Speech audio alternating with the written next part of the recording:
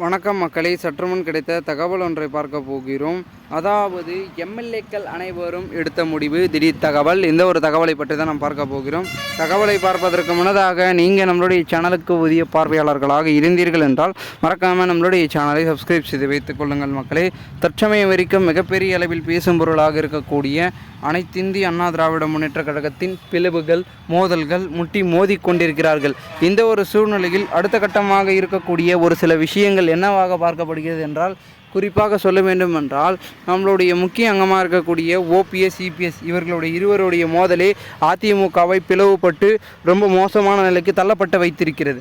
இதன் பேரில் தற்பொழுது குறிப்பாக நம்மளுடைய அனைத்திந்திய அண்ணா திராவிட முன்னேற்ற கழகத்தின் முக்கியமாக திகழப்படக்கூடிய பொதுச் செயலாளர் எதிர்க்கட்சி தலைவர் எடப்பாடி பழனிசாமி தலைமையில் எம்எல்ஏக்கள் அங்கம் வகித்திருக்காங்க. ஆனால் அவங்களாம் என்ன சொல்கிறாங்கன்னா, எம்எல்ஏக்கள்லாம் எல்லாத்தையுமே வச்சுட்ருக்காரு, ஆதரவு A to Z எல்லாமே பண்ணுறாரு, கரெக்டாக பண்ணுறாரு கட்சியில். ஆனால் எதிர்க்கட்சி தலைவராக என்னென்ன பண்ணணுமோ அதை பண்ணுறாரு, கட்சி ரீதியாக என்ன பண்ணணுமோ அதை பண்ணாமல் விட்டுறாரு, கோட்டையை விட்டுறாரு. அதனால தான் கட்சி தொடர்ந்து தோல்வியை சந்திக்கிறது. கடந்த 10 தேர்தலில் தோல்வி தழுவதற்கான காரணம் என்ன அப்படின்னு பார்க்கும் சொல்ல, குறிப்பாக பார்த்திங்கன்னா நம்முடைய முக்கிய அங்கமாக இருக்கக்கூடிய அனைத்து இந்திய அண்ணா திராவிட முன்னேற்ற கழகத்தின் பலம் பெருக, பலத்தை பெருக்க, ஆதரவை கூட்ட எடப்பாடி பெரும் வகையில் வேலை பார்க்கல அப்படின்றது எம்எல்ஏக்கள் ஒரு சில ஆலோசனையை அவங்களுக்குள்ளே சேராங்க. இந்த ஒரு சூழ்நிலையில் ஒரு முடிவு எடுக்கிறாங்க. இவர்களை நம்மனா வேலாகாது, நம்மளே களத்தில் இறங்கி அதிமுக ஒன்றிணைச்சிடலாமா அப்படின்ற ஒரு நோக்கத்திற்கு நம்மளுடைய பார்த்திங்கன்னா எம்எல்ஏக்கள் தள்ளப்படுகிறார்கள். ஏனென்றால் செங்கோட்டையன், எஸ்பி வேலுமணி, தங்கமணி, அதன் பிறகு இருக்கக்கூடிய ஜெயக்குமார், சிபி சண்முகம் இவங்கெல்லாம் பார்த்திங்கன்னா ஒரு சில முடிவுகளை சொல்கிறாங்க. அதை எடப்பாடி கேட்கிறாரா அப்படின்னு கேட்டால் அவர் பார்த்திங்கன்னா கேட்கிற மாதிரி கேட்டு அப்புறம் பார்த்திங்கன்னா விட்டு விடுறார். அது மாதிரி பார்த்திங்கன்னா அதிமுக 2026 சட்டமன்றத்தில் பார்த்திங்கன்னா இடம் பிடிக்கணும், சட்டமன்றத்தை பிடிக்கணும் அப்படின்னா தற்பொழுது எதிர்கட்சியாக இருக்கிறது ஆளுங்கட்சியாக மாறுறேன்னா எல்லாருமே ஆதரவை பார்த்திங்கன்னா கூட்டணும். எல்லாருமே பார்த்திங்கன்னா ஒன்றிணைச்சு அப்புறமா ஆதரவை கூட்டி தான் பார்த்திங்கன்னா பெரும் வகையில் எதனா பண்ண முடியும்.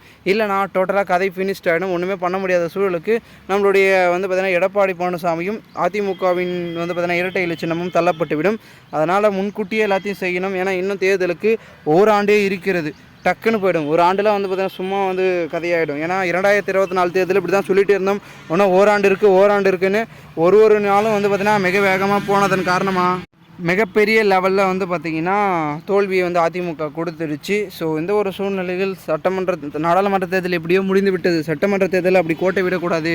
சிறப்பான வெற்றி, உறுதியான வெற்றி நம்ம படைக்கணும். அதுக்கு இப்போத்திருந்தே களப்பணிகளை ஆற்றினால்தான், அடித்தளத்தை இப்பொழுதே உறுதியாக போட்டால் தான் அதுக்கான அறுவடையை நம்ம தீவிரமாக நல்லா அழகாக நல்ல பிரதிபலிப்பாக பிரம்மாண்டமாக பார்த்திங்கன்னா அறுவடை செய்ய முடியும் அப்படின்றதில் எம்எல்ஏக்கள்லாம் இருக்காங்களா. ஆனால் நம்மளுடைய எடப்பாடி பழனிசாமி என்ன முடிவை எடுத்து எம்எல்ஏக்கள் மூலமாக சொல்ல போகிறாரு அப்படின்றது தெரியப்படாமல், புரியப்படாமல், அறியப்படாமல் இருந்துகிட்ருக்கான்.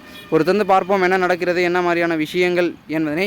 மேலும் இந்த ஒரு தகவலை குறித்த பொதுமக்கள் உங்களுடைய கருத்துக்களை மறக்காமல் கமெண்ட் மூலமாக தெரிவிங்கள். இதுபோன்று நீங்கள் அரசியல் சாதனைக்கு தினசரி தெரிந்து கொள்ள நம்மளுடைய சேனலை சப்ஸ்கிரைப் செய்து வைத்துக் கொள்ளுங்கள் மக்களே. நன்றி, வணக்கம்.